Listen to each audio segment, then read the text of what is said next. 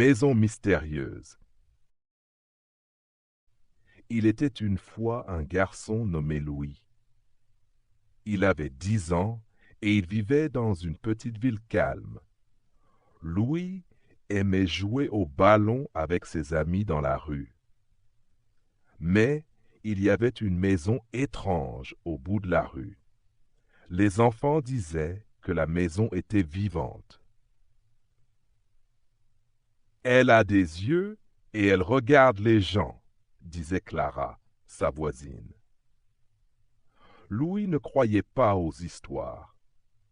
C'est juste une vieille maison vide, pensait-il. Mais un jour, le ballon de Louis est tombé dans le jardin de la maison. Ses amis ont eu peur. « Tu ne peux pas y aller !» a crié Hugo. « Pourquoi pas? Ce n'est qu'un jardin !» a répondu Louis. Il est allé lentement vers la grille. La grille a fait un bruit bizarre. Il a poussé la grille et est entré. L'herbe était haute et sèche. Il a vu le ballon près de la porte. Mais quand il s'est approché, la porte s'est ouverte toute seule. Louis a arrêté de bouger.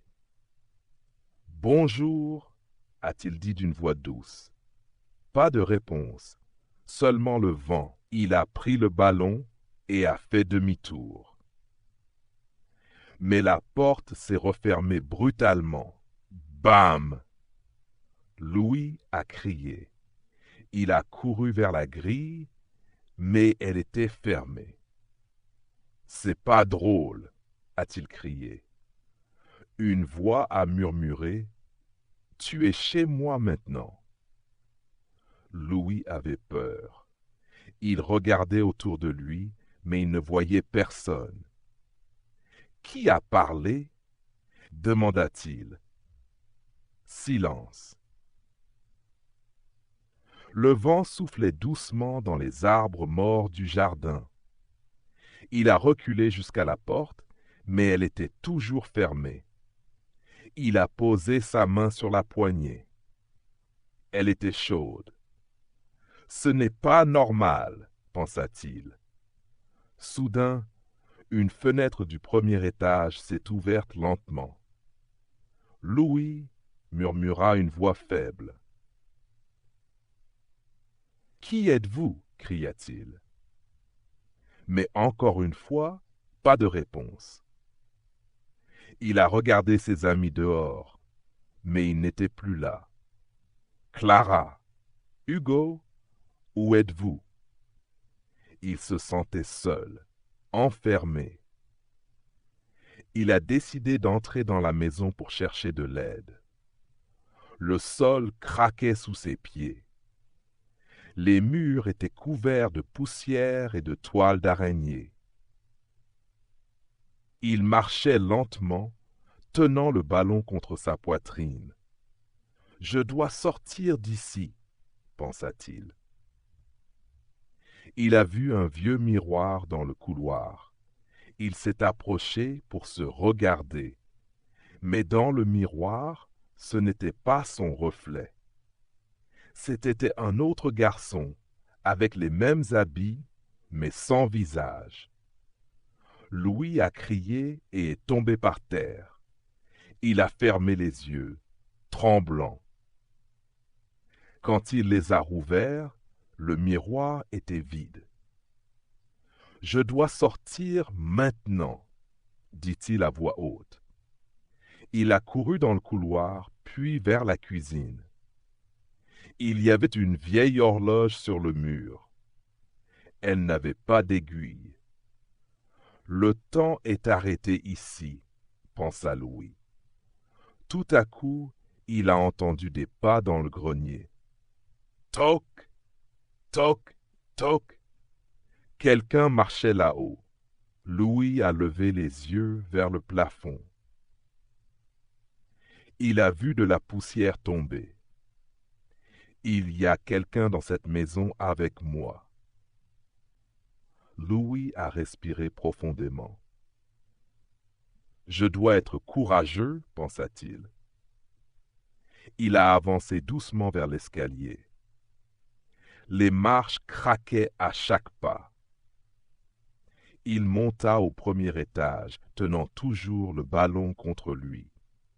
En haut, le couloir était sombre. Une seule lumière venait d'une porte entr'ouverte. Louis s'est approché lentement.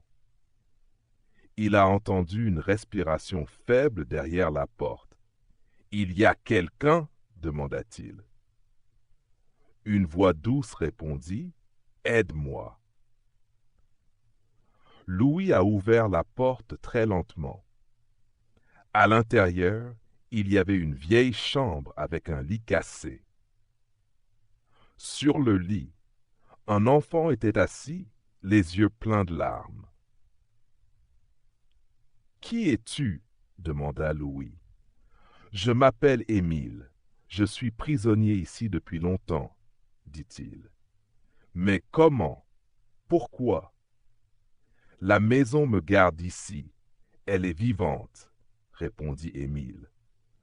Louis sentit son cœur battre plus vite. « Tu veux sortir avec moi ?» demanda Louis. Émile hocha la tête. « Mais fais attention, la maison n'aime pas quand quelqu'un part, dit-il. » Ils sortirent de la chambre ensemble. Tout à coup, un grand bruit résonna. Crac! Les murs ont commencé à trembler. « La maison sait! Elle est en colère! » cria Émile. Louis attrapa la main d'Émile et courut vers les escaliers. Mais les marches commençaient à disparaître une par une. « Vite! Saute! » cria Louis. Ils ont sauté et sont tombés dans l'entrée. Louis regarda la porte. Elle était ouverte. « Ici, c'est notre chance !» Ils coururent vers la sortie. Mais au moment où ils allaient sortir, la porte se referma brusquement. Une grande voix remplit la maison. « Personne ne part d'ici !» Louis et Émile étaient bloqués devant la porte. Ils essayaient de l'ouvrir, mais elle était solide comme une pierre. « Que fait-on maintenant ?»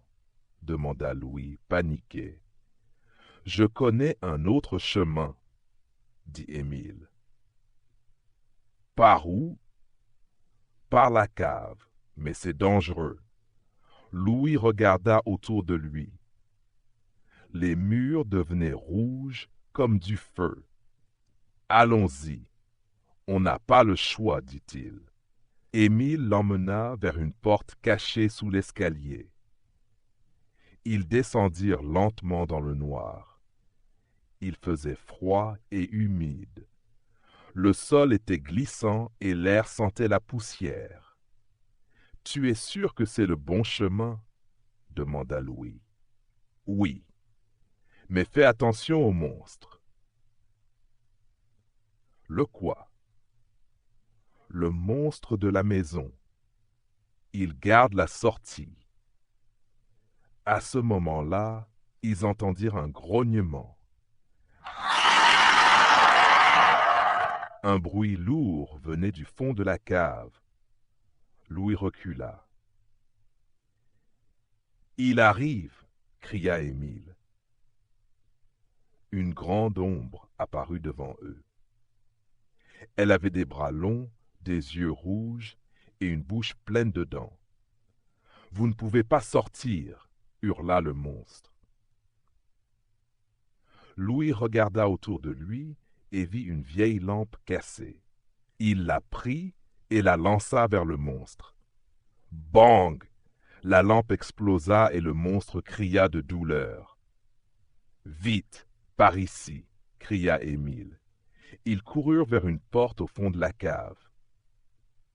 Le monstre les suivait, en colère. Louis ouvrit la porte avec force. Dehors, il y avait un tunnel avec de la lumière au bout. « Ils vont s'échapper !» hurla le monstre. Louis et Émile coururent aussi vite qu'ils pouvaient. Enfin, ils arrivèrent à la lumière. Ils sortirent du tunnel et tombèrent dans l'herbe. C'était le jardin. Dehors, ils étaient libres. Louis et Émile étaient allongés dans l'herbe, épuisés. Le soleil brillait au-dessus d'eux. « On a réussi, » dit Louis en souriant. Émile regarda ses mains. Il semblait surpris. « Je peux sentir le vent? Je suis libre? » Louis hocha la tête. « Oui, tu es enfin libre. » Soudain, le corps d'Émile devint brillant. « Que se passe-t-il? » demanda Louis. « Je pense que je peux partir maintenant, pour de vrai. » Émile sourit. Ses yeux étaient pleins de paix. « Merci, Louis. Tu as été mon ami et mon héros. » Puis, lentement, Émile disparut dans la lumière. Louis resta seul dans le jardin, silencieux.